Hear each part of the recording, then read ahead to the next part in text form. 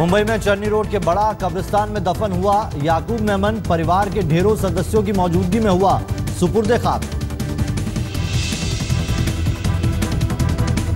आज याकूब मेमन को दी गई फांसी। सुबह 6:30 बजे नागपुर जेल में फंदे पर लटका 1993 मुंबई सीरियल ब्लास्ट का गुनहगार।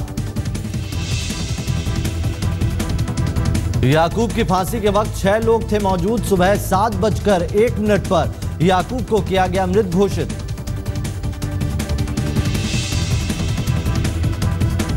सुबह 5 बजे शुरू हुई थी फांसी की प्रक्रिया। महाराष्ट्र अतिरिक्त मुख्य सचिव ने बोला, रात भर करवट बदलता रहा 93 धमाके का गुनहगार। फांसी से पहले जेल प्रशासन ने नियमों के तहत याकूब को दिए नए कपड़े, नहाने और की इजाजत और नमाज अदा करने के लिए भी दिया गया वक्त।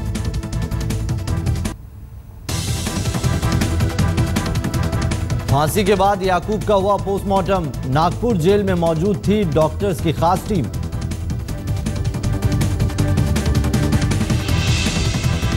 नागपुर जेल में याकूब का शव लेने पहुंचे 2 भाई। रात भर होटल में रुके थे सुलेमान और उस्मान मेमन। पोस्टमार्टम के बाद एम्बुलेंस से एयरपोर्ट तक ले जाया गया याकूब का शव। एयर एम्बुलेंस से शव को ले जाया गया मुंबई। मुंबई में चाक चौबंद रही सुरक्षा। पुलिस ने संवेदनशील जगहों पर तैनात किए थे खास दस्ते। नागपुर से मुंबई के माहिम पहुंचा याकूब का शव। 93 धमाकों के गुनहगार को थोड़ी देर के लिए घर ले जाने की मिली थी इजाजत।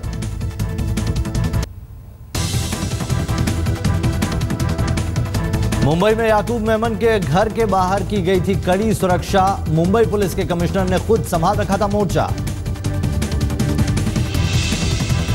अंडरवर्ल्ड डॉन दाऊद इब्राहिम के करीबी छोटा शकील ने टाइगर मेमन को माना मुंबई धमाकों का असल गुनहगार। आज तक से की फोन पर बातचीत, कहा भाई के गुनाहों की सजा मिली याकूब को। छोटा शकील ने फोन पर दाऊद इब्राहिम का किया बचाव, कहा 1993 के मुंबई धमाकों से दाऊद का कोई लेना देना नहीं। कांग्रेस उपाध्यक्ष राहुल गांधी कल FTII छात्रों का समर्थन करने के लिए पहुंचेंगे पुणे। छात्रों ने चिट्ठी लिखकर मांगा था समर्थन। पिछले 40 दिन से FTII के छात्र गजेंद्र चौहान की नियुक्ति का कर रहे हैं विरोध। कई वर्गों के समर्थन के बाद भी जारी है धरना। –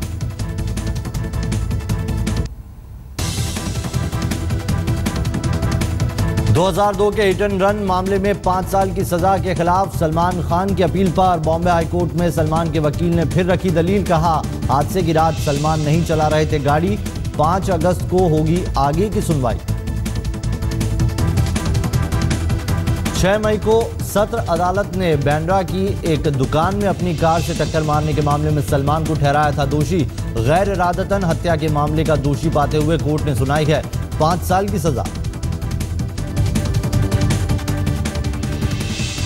न्यायमूर्ति AR जोशी ने हादसे के चश्मदीद गवाह और सलमान के पुलिस अंगरक्षक रविंद्र पाटिल की मां सुशीलाबाई पाटिल की दायर हस्तक्षेप की अर्जी भी की खारिज। पाटिल की साल 2007 में सुनवाई के दौरान हुई थी मौत। विदेशी महिला से छेड़छाड़ के मामले ने पकड़ा तूल। महाराष्ट्र के अहमदनगर में दर्ज हुआ केस। दिल्ली में कैब ड्राइवर ने वारदात को दिया था अंजाम। बांद्रा कोर्ट ने पुलिस को दिया पावर कॉर्पोरेशन के खिलाफ केस दर्ज करने का आदेश। अल्पसंख्यक स्कूल को बिजली नहीं देने के मामले में अदालत की सख्ती।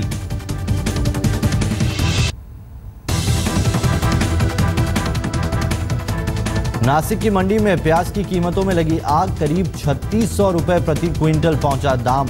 नवंबर तक कम हो सकती है कीमतें। शिरडी में गुरु पूर्णिमा की धूम। साईं के दरबार में पहुंची 3000 भक्तों की पालकी।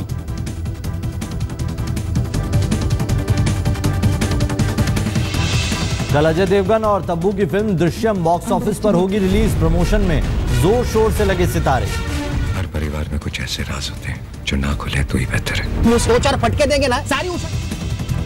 सलमान की फिल्म प्रेम रतन धन पायो की शूटिंग जल्द होगी पूरी। अनुपम खेर ने फिल्म में अपना हिस्सा पूरा होने की बात ट्विटर पर डाली।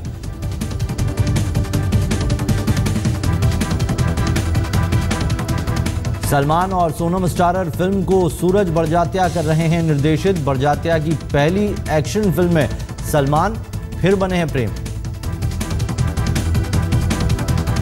नमस्कार, मैं हूं वीना नवीन। आप देख रहे हैं मुंबई मेट्रो। फटाफट खबरों के बाद अब खबरें विस्तार से। छोटा शकील से आज तक की खास बातचीत हुई है, जिसमें उसने याकूब समेत दाऊद को मुंबई बम धमाकों के आरोपों से बरी कर दिया है। छोटा शकील का यह भी कहना है कि टाइगर मेमन के गुनाहों की सजा याकूब को दी गई है। शकील भाई, ये जो याकूब मेनन को जो फांसी हुई है उस पर दाऊद इब्राहिम की डी कंपनी की क्या प्रतिक्रिया है? क्या किस तरह से देखती है डी कंपनी इसको? और डी कंपनी क्या बोलती है इसके ऊपर वो बात छोड़ें। हिंदुस्तान के डिपार्टमेंट के जितने लोग हैं, हिंदुस्तान की अदालत है, उन्होंने क्या किया याकूब के साथ? इंसाफ को फांसी पे चढ़ा दिया। नहीं, बेगुनाह आप कैसे कह सकते हैं? बेगुनाह कह सकते? आप पूरी दुनिया चिल्ला रही है। वीर अमन ने क्या कहा है वो देखें आप।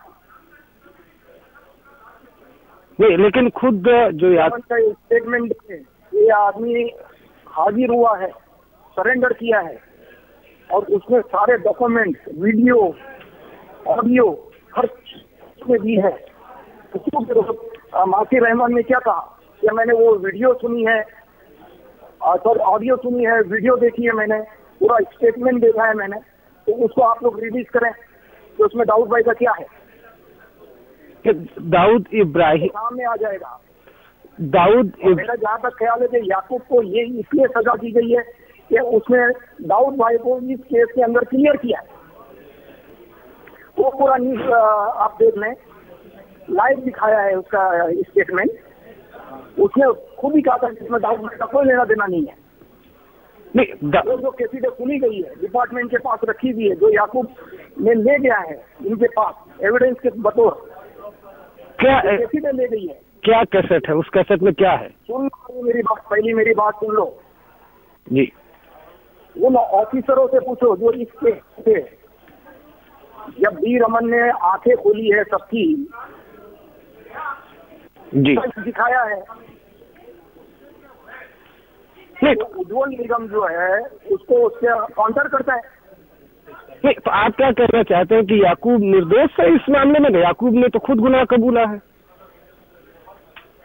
यार, गुनाह कबूला नहीं है, थोपा गया है उसके ऊपर। नहीं, अब चूंकि याकूब आदमी, एक बात सुनो, वो बेगुनाह था इसलिए हर जगह वो दौड़ा इंसाफ के लिए। आपका नीचे से लेके ऊपर तक, सदर तक, किसी ने भी उसकी रहम की अपील को मंजूर नहीं किया। शकील भाई, मेरा सवाल है कि टाइगर मेमन फिलहाल, क्या डी कंपनी को कोई जानकारी है कि टाइगर मेमन कहाँ है? और टाइगर मेमन को इसका मास्टरमाइंड माना जाता है। दाऊद इब्राहिम से उनकी करीबी थी और इस तरह से बताया जाता है कि दाऊद इब्राहिम और टाइगर मेमन ने ये धमाके कराए थे। इस पर दाऊद इब्राहिम की कोई प्रतिक्रिया? करीब तो आप भी मेरे हो, मेरे से इंटरव्यू ले रहे हो तो मेरे करीब हो, इसका मतलब आप टेररिस्ट हो गए जी। अब रही बात टाइगर मेमन की है, तो टाइगर मेमन की सजा उसके भाई को दोगे? नमस्कार, मैं हूं वीना नवीन। आप देख रहे हैं मुंबई मेट्रो। फटाफट खबरों के बाद अब खबरें विस्तार से। दाऊद इब्राहिम के छोटे भाई छोटा शकील से आज तक की खास बातचीत हुई है, जिसमें उसने याकूब समेत दाऊद को मुंबई बम धमाकों के आरोपों से बरी कर दिया है। छोटा शकील का यह भी कहना है कि टाइगर मेमन के गुनाहों की सजा याकूब को दी गई है।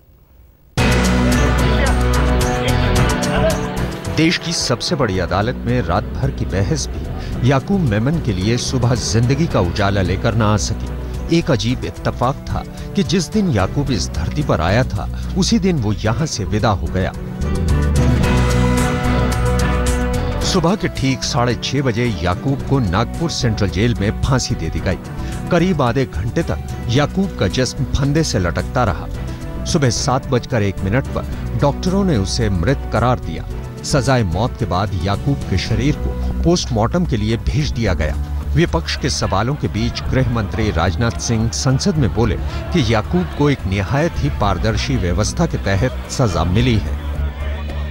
शायद विश्व के इतिहास में किसी भी दुनिया के देश में ऐसा नहीं हुआ होगा कि रात को 2:30 बजे भी उस देश की सबसे बड़ी न्यायपालिका सुप्रीम कोर्ट किसी की मर्सी पिटीशन की हेयरिंग करने के लिए बैठी हुई हो।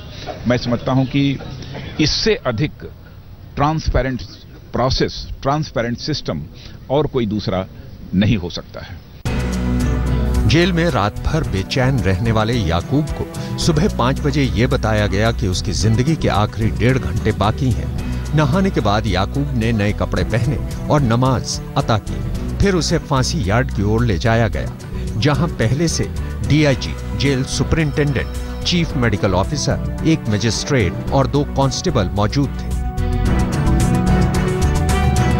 मौत के बाद याकूब के शव को एयर एम्बुलेंस के जरिए मुंबई ले जाया गया। माहिम में कड़ी सुरक्षा घेरे के बीच उसका जिस्म घर के पास ही नमाज़े जनाजा पढ़ी गई। यहीं से आखिरी सफर शुरू हुआ। आखिरकार बड़ा कब्रिस्तान में भारी सुरक्षा घेरे के बीच याकूब को दफना दिया गया। नागपुर से शम्स ताहिर खान और मुनीश पांडे के साथ वीरेंद्र सिंह गुणावर, मुंबई, आज तक। बात ही सही, मुंबई के गुनहगार को उसके गुनाहों की सजा मिल ही गई। 1993 के सीरियल धमाकों में 257 लोगों ने जान गंवाई थी। आज उनके परिवार वालों ने भी सुकून की सांस ली। ये वो शख्स है जिनकी बदौलत पुलिस मुंबई ब्लास्ट के तार मेमन परिवार से खुले तौर पर जोड़ पाई। 63 साल के डॉक्टर जयचंद मंदोत की मुस्तैदी की वजह से पुलिस को मेमन परिवार के खिलाफ पुख्ता सबूत मिले। 12 मार्च को हुए धमाकों के 2 दिन बाद यानी 14 मार्च 1993 को डॉक्टर मंदोत ने अपने क्लिनिक के बाहर खड़े एक लावारिस स्कूटर की जानकारी पुलिस को देकर ब्लास्ट की गुत्थी सुलझाने में पुलिस की मदद की। बाद में इसी स्कूटर की चाबी पुलिस को टाइगर मेमन के घर से मिली थी। मैं इधर बैठा था तो स्कूटर से कुछ लीक हुआ दिखा रहा, तो मैंने उसको लेके थोड़ा मैच बॉक्स से अंदर लगाया तो उसमें 4 से 5 फुट आग लगी, ऊपर गया। It stop with in 1 minute में बंद भी हो गया। उसके बाद मैं थोड़ा सा और ज़्यादा लिया और पीछे बैक बिल्डिंग के पीछे जाके लगाया तो 8 से 10 फुट। आई सस्पेक्टेड, मैं ये महसूस किया कि ये कुछ न कुछ एक्सप्लोजिव हो गया। दादर के इस क्लिनिक के बाहर खड़े स्कूटर से 12.5 किलो RDX बरामद किया गया था, जिससे एक और ब्लास्ट को अंजाम दिया जाना था। लेकिन वक्त रहते उसके बारे में पता चल जाने से दादर में एक और ब्लास्ट होने से बच गया।